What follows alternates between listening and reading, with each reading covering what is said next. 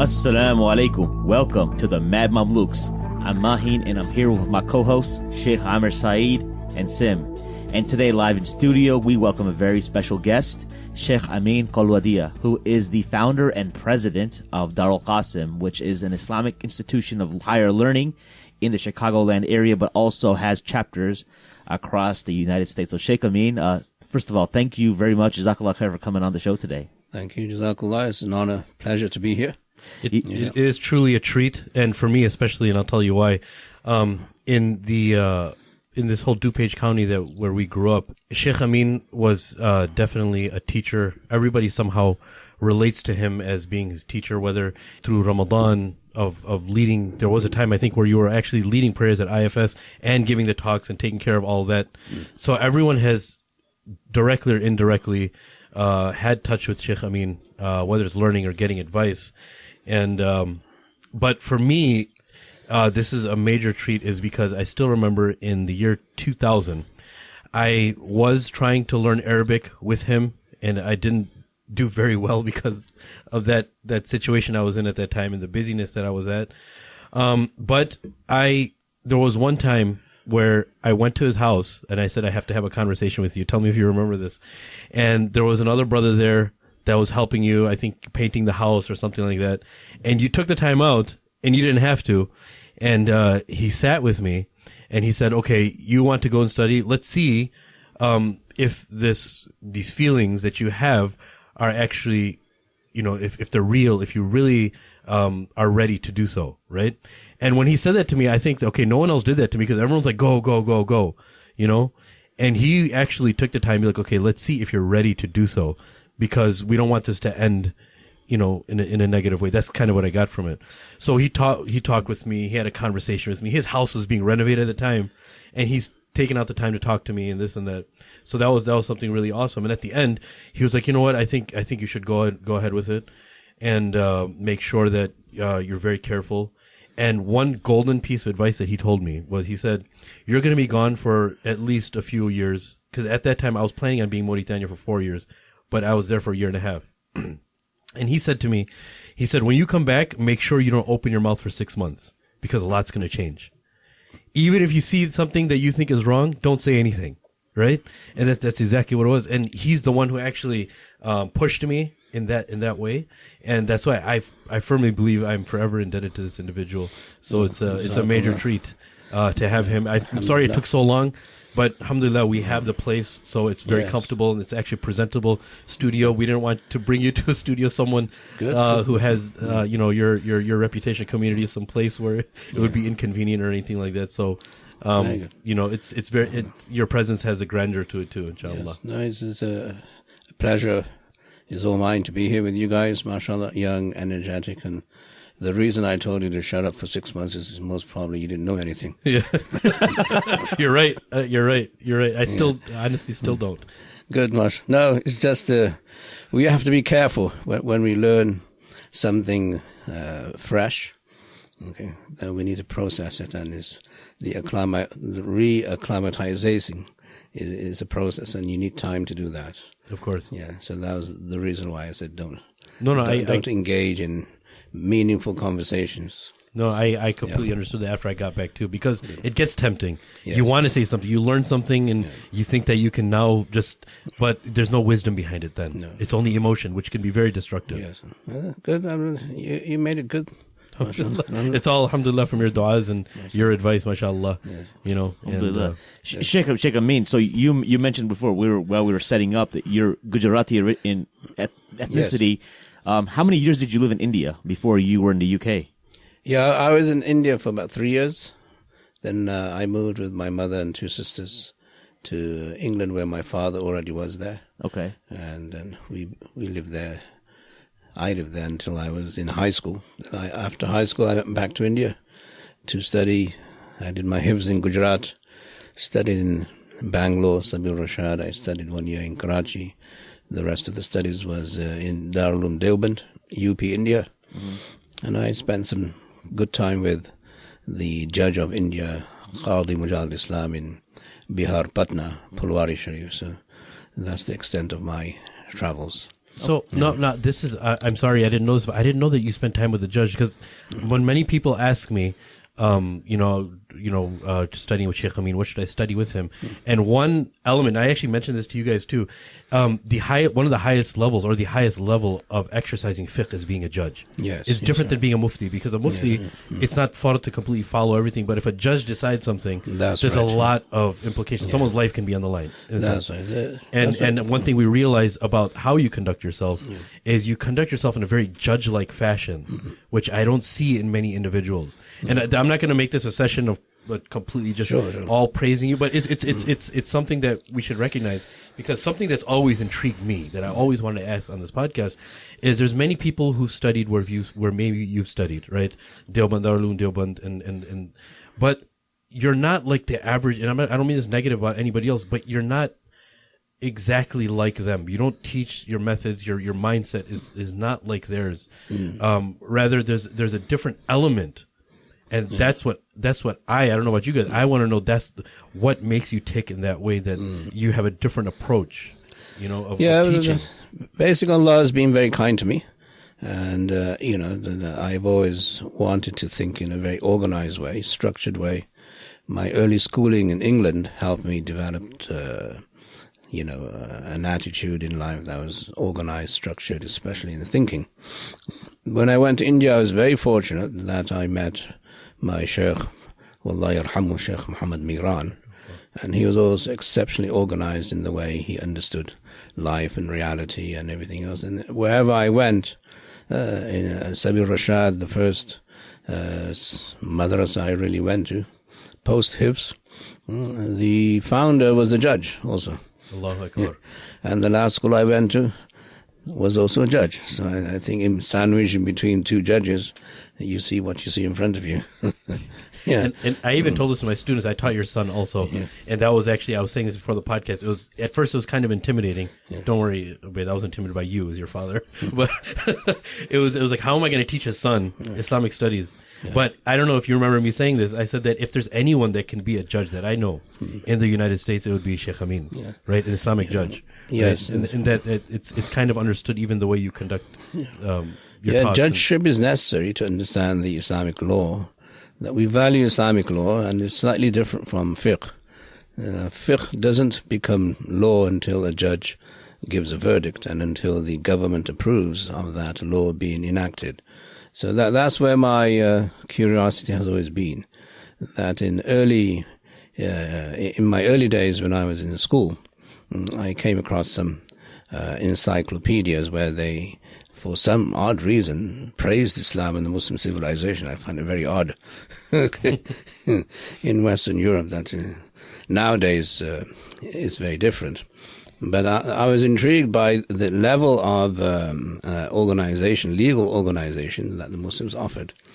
And indeed, when I started studying Hidayah, the book of Hanafi law, I saw it was just amazingly structured, organized, and so. But having said that, we don't crave to be a judge because, it's a very sensitive issue and matter, and we want to make sure that justice is served.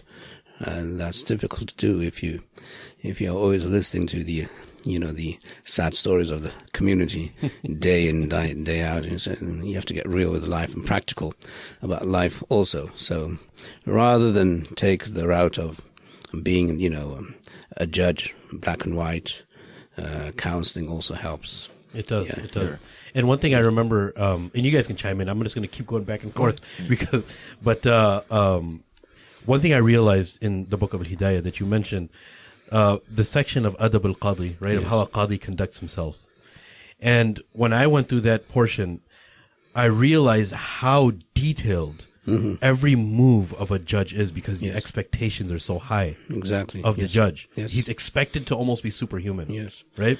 Yes. And even one of the chapters that intrigued me is that if a judge is listening to two parties, if he turns and he looks at somebody else, he should look at the other person too, to be fair. And even Imam Hanifa and Imam Muhammad was also mentioning that if they one shouldn't be farther than the other. Like you and me are sitting right here, you're closer to me than him. They should be at a fair distance also. like such detail. It's just detail in equality. Equality. Under the law, yeah. Yeah. So these are our principles that came through Wahi, which, although we came to distribute to everybody in the world, but I think those who took from us should give us credit also. Of course.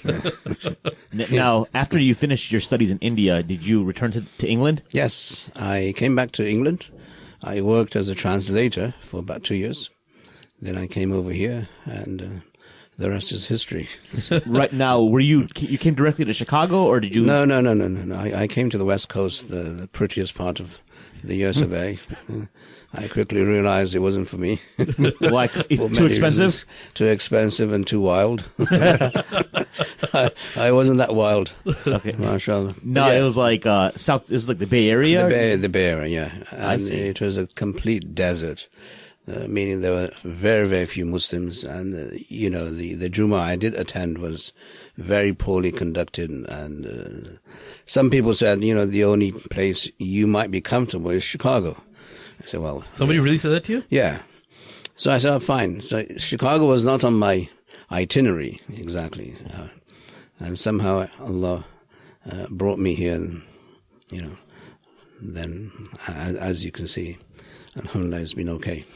What years are we talking about? Like in It was about 1984. 84. Okay. Yeah, 84. Yeah.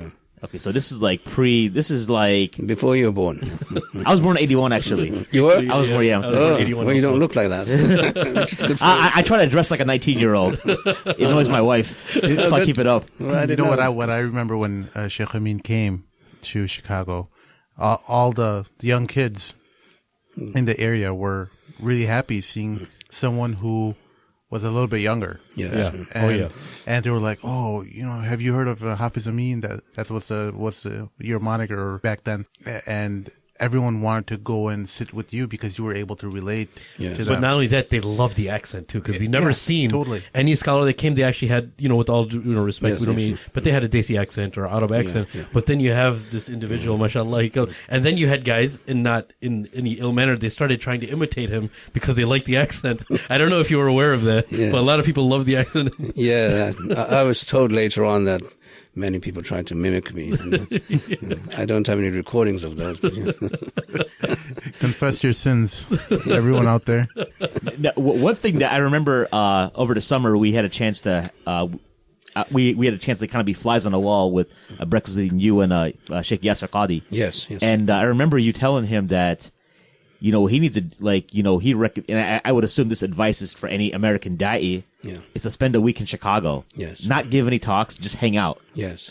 No, Why definitely. would you recommend Chicago? It sounded like you think Chicago is a microcosm Yeah. of what's going on in the United States, but could you elaborate a little bit? Yeah, Chicago is a microcosm of what happens in the Muslim Ummah, period. Okay, not just the Muslims of America, because anything you want and is here in Chicago available to you. You have Bhangra, dances and music, and you have, mushawara, poetry competitions, and you have all the great food, and you have even, cricket leagues, and you have other Arabs doing their business, and you have people who claim they're doing Islamic work, but they're not, and you have people who... Is that us? Are you here to reprimand us, Sheikh? Is that why you came on the show? And you have these pseudo-intellectuals and pseudo-actors and, wannabe pop stars and all the great stuff that the Muslim Ummah does outside of America you find in Chicago.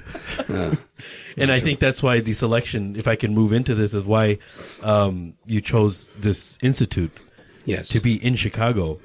Exactly, yeah. Because it's a representative of... It's a very versatile, vibrant community.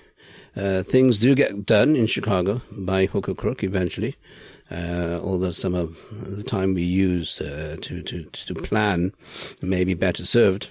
But there's a huge market. In Chicago, you have so many Muslim organizations, so many Muslim institutions of higher learning, as you were saying, but they all have their own specific market. Yeah. The pies are just so big.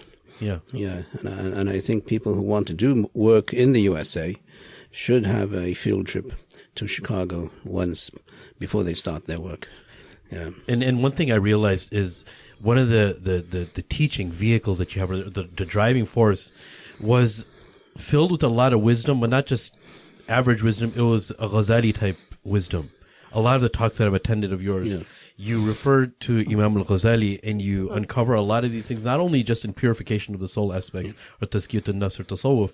It's a very juristic method. Yes. And would you say that that's kind of like the driving force, or you utilize, or how do you utilize a lot of that philosophy of yours?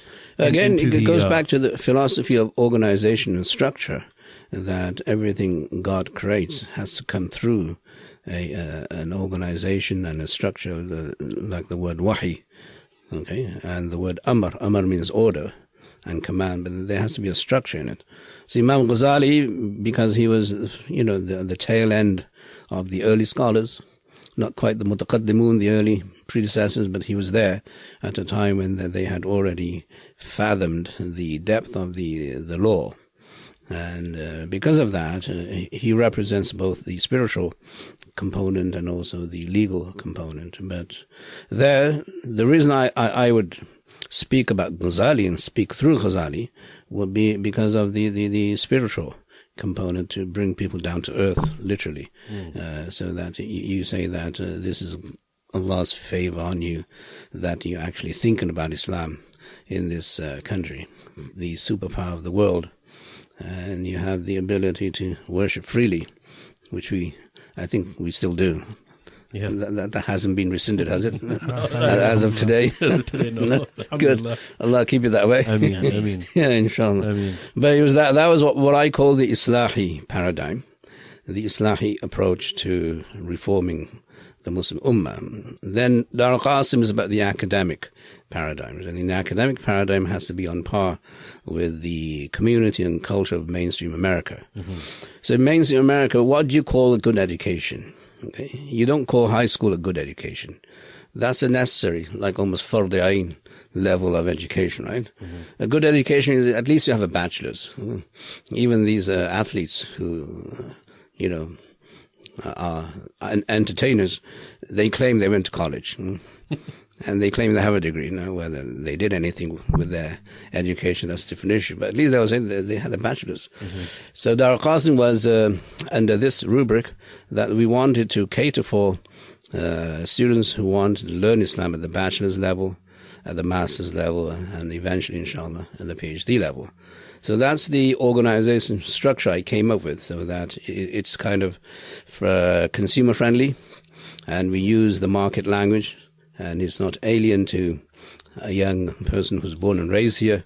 What is this alim degree? An alim degree is the master's level of Islamic studies. So our job is done. The marketing is easier. If you say an alim degree is 7 years of study where you study this, it won't make any sense to someone. That's too abstract. So we broke it down at Darul-Qasim. So we also have a pre-collegiate program, which is our best product. That's the Shaykh al-Hind program, where the idea there is to assist the Muslim learning Islam through the fard ayn method, but in Arabic. Okay? So he gains some confidence and says, guess what? I know that salat is fard, and I can say as-salatu fardun in Arabic, and I can get away with it too. Yeah. So that's a part-time product for 2 years, where we request people to spend 9 hours a week over 4 semesters. And by the end of that, we develop within the student, hopefully, the ability to read books like Qasas al-Nabiyyin, book 1, book 2, and also be able to follow the text of Aqidat al-Hawiyah. That's our Shaykh al-Hind program. That is necessary to enroll in the bachelor's. Then the bachelor's is 4 years. At the end of the bachelor's, we teach enough so that the student is able to read Islamic law, like Hidayah, if you're Hanafi, all right, and Jalalain in Tafsir, which is a good standard of understanding the Quran, and Sharia Qaid in your theology, and also in your Arabic, you have certain standards. And Hadith, we use Mishkat. After that, the master's level is your Siha Sittah courses, spread out over 2 years with some other books that you need for further education. Just for our listeners, Siha Sittah, he means the 6 books of Hadith that the Muslims depend upon, including Bukhari, Muslim, Tirmidhi, etc.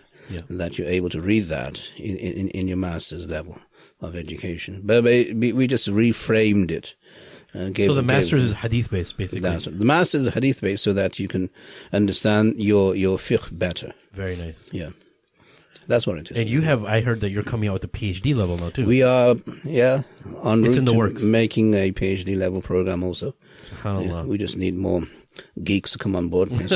I'm the first to enroll. If you have it, I'm there, inshallah. Wait, you don't qualify as a geek. I don't qualify as a geek. I'm a loser, but I mean, I can definitely, inshallah. I think the term is Islamo nerd.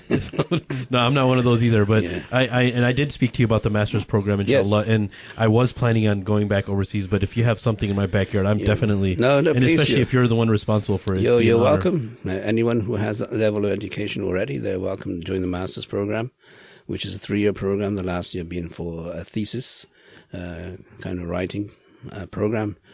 That year we allow them to do their own research with some supervision from some of our wonderful scholars. We have some great scholars in our faculty, mashallah. Allah give them barakah and blessings. Okay, so now just majority of people in general are probably like guys like me and Mahin.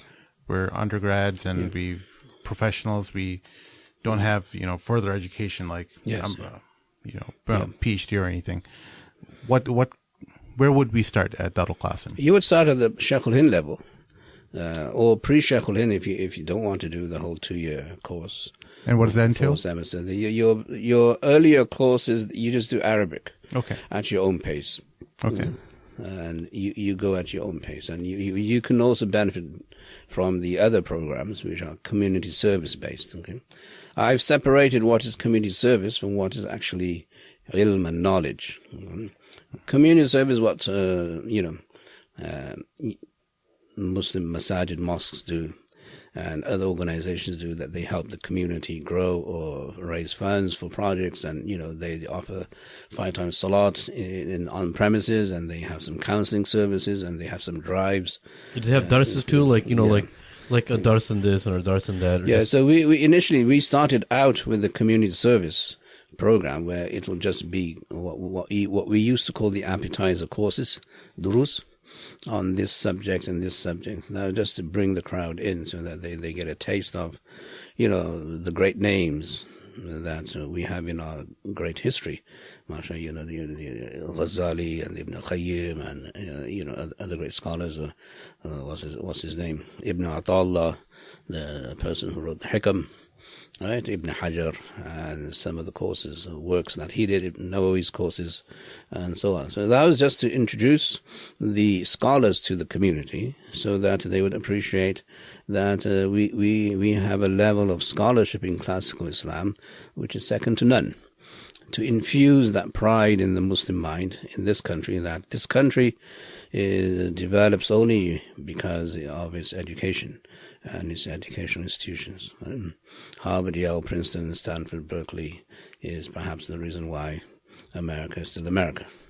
Yeah, and I have some friends who are students at Darul-Qasim, like in the bachelor's program, and the way they're full-time, working professionals, and they're not sleeping. Yeah. You're putting them through the ringer. I mean, this isn't like you're going to come in here and do some like cookie cutter, like, Sunday school and get qualified. You're going to work really hard. You're raising specialists, basically. Yeah, alhamdulillah, it's people from all professions come in and they see the value for a structured, organized lesson plan and, a methodology that appeals to their training. Yeah. And I think a lot of our listeners need to understand why this is so valuable, because one of the criticisms that a lot of Muslims or Muslim scholarships receive is that they're making rulings with uninformed rulings. Yes, Let's just say they're not experts in biomedicine and chemistry and things that require further study, right? Yes. So what you're doing is you're getting people who are already professionals, Exactly. right? Yes. And you're putting a layer of Islam and Islamic education and integrating that into their personality, basically, and so that they can have these.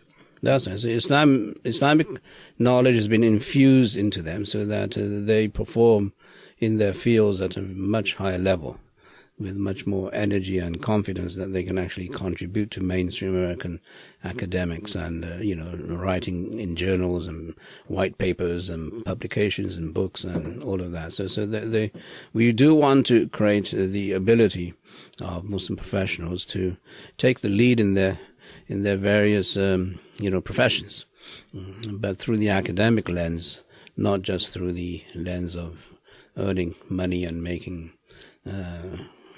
whatever life they have more comfortable. So there is an element of sacrifice that's needed there. What professions, other than, right now, the easy answer is like medical professions, but what other professions are there that would be conducive to higher learning, that would be able to go hand in hand? Smooth transition. Yeah, like things that are Muslim scholars are trying to perform ijtihad on and trying to derive. Well, there are many. I mean, the sky's the limit. The medical profession being one, the legal profession being another, the business community, they really need some business ethics. What is the Islamic value of business in business? The teachers in our communities, so those who are in the education field, they could benefit from this kind of structure and organization. People who want to do curriculum development in order to write textbooks, they want to infuse the Islamic philosophy ideology into some of the sciences like social sciences or history or something like that. And you have obviously the stockbrokers, right? And everybody else in the world who's trying to make money from their various professions. You name it, you're going to see that whatever we have to offer is the monolithic foundation for Muslims in the U.S. And the word monolithic is intriguing because we must agree on the foundational values of Islam. Right. One of the points you just raised is that when it comes to representing Islam, say, in the media or on CNN or writing or giving a lecture somewhere, then unfortunately in the 80s and 90s, Allah give them reward for whatever they did, but our uncles who represented Islam with the rabbi and the Christian theologian and the Catholic priest, they weren't on the same platform. Right? Because the uncle didn't know what the word theology meant. Never mind discuss it. Right? So that was a great disservice. And for that, we need to create and develop people who can think at that level, where we are on par with mainstream American systems and standards. That's what we're trying to do. And recently, I haven't heard anybody, except for you, talk about bioethics in Islam, medical ethics in Islam.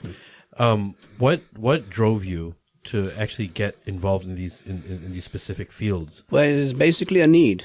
Obviously, need is the mother of invention, as you know, right? Yeah. So in bioethics, there was a need, and it is. I think we have to give credit to where it belongs. There were some young medical professionals who wanted to know more about Muslim bioethics. First of all, the question was, do we have anything that is Muslim bioethics? And, unfortunately, they didn't know Arabic. And if they did, they weren't able to read those books in Arabic, because we do have a lot of material in our madaris and in our, institutions that give fatwa. But it's in Arabic and Urdu and Farsi. Okay? So we needed to transition that, the way we transitioned, the Latin and Greek works through the Abbasi Khilafah, that we need to redo it this way. What goes around comes around, I guess. Yeah. The monkey see, monkey do. Right. It reminds me, so I know it's almost like a year ago, one of the earliest podcasts the MadMamluks did was Dr. Kamran Riaz. Yeah. Right. He talks a lot about this, and my wife and I were listening to that in the car together, and she's a gynecologist, and she was like blown away. She's like, I didn't know, like it just changed your framework. And I work, I'm an engineer, but I work in like steel manufacturing. Yeah. And so you could think about things like, because when you're dealing with manufacturing, you're dealing with using natural resources. Yes. And then trying to find, you need the stuff, but then at the same time, where does it cross the limits? Exactly. Of profiteering excessively. Yeah. At the demise of the climate, for example. Yeah, but that's why we call it business ethics. Okay? But more than business ethics, what we also focus on, or we want professionals to focus on, is the ability to be creative and also very enterprising. That Islam does give you the ability to be creative and to generate more than what you think. We should be leading the industry. That's what I'm saying. Right? It's through many processes. One is vertical integration and all of that. So those models are out there for everybody to benefit from. And this is how we sustained a great civilization for over a millennium, all the way from the Atlantic to China. I mean, it's mind-boggling that people would assume that Muslims were kind of against progress, but yet they were able to sustain half of the world for 1,000 years. And how did they do that? And unless you believe in that all Muslims were Shaykh Abdul Qadir Jilani, and they performed karamat every day, which I think the majority of Muslims no longer do. Okay. There must have been somewhere where they had an economic system, they had a culture of rules and regulations and all of this. I think that needs to be reinvestigated, I think, by most people. Certainly that's like kind of crazy. So Darul-Qasim is setting a model, like the students at Darul-Qasim are expected, like, not to just get by at work and then study at Darul-Qasim, but also to be, like, execute at a high level. Much higher level. Optimum performers. They must do that to show that, Muslims are still, mashallah, the people who give. And is it safe to say that Darul-Qasim is heavily focused on investing on those individuals that are very high performers and highly educated, to bring them into this realm of Islamic studies, incorporate that same discipline they have? So you're not really looking for numbers of people to enroll. No. You're looking for people to be high-level performers to enroll themselves. Yeah, I mean, that's our focus, but we don't deny anybody the opportunity to come and learn with us if they're not there yet, but we would help them develop to that level. And what if somebody is, like, for instance, not Hanafi, or somebody's Maliki, or somebody, for instance, they believe that, they don't have to follow a madhab, for instance. Yeah. And if they do want to enroll, though, how do you cater to that? Yeah. Because sometimes it can be a challenge. Yeah, we would tell them that by default, every Muslim in the country is Hanafi. And we would brainwash them to believe that without Abu Hanifa, you don't exist. But, we have open door policy. And, mashallah, if you're Maliki, that's great. We won't agree with you on anything, but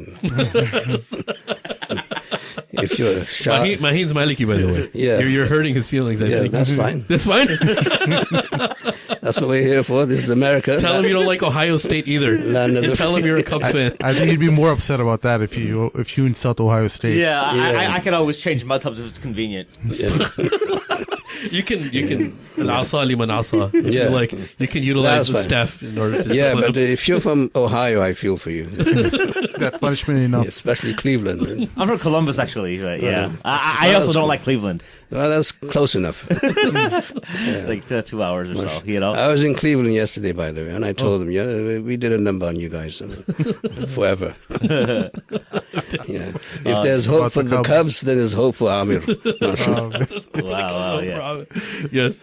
No, but you mentioned the open door policy and stuff. But I've heard that there's a system in place to make sure people are still serious. The Arabic program I heard is it's not going to be like some Mickey Mouse club. It's going to be something where it's very it's rigorous, but also intentionally dry, as I've heard, to make sure you're really serious. Yeah, it's by design, yes. Yeah. If you get bored and you don't like it, then our job is done. You don't belong here. And I think the philosophy of that was real cool. I know, there's books that, in the Hanafi madhab, for instance, is for instance, we talked about Hidayah and Talwiyah ala Tawdih. Those books are very coded and dry. Yeah. And they're done that way intentionally, so no average person can pick up and just start trying to attempt to make fatwas. Yeah. Right? So that person, even that has to go through those books, has to be a very serious student, because it's not going to be like sitting in a session of discussing a purification of the soul and warming the heart. It's not going to be like that.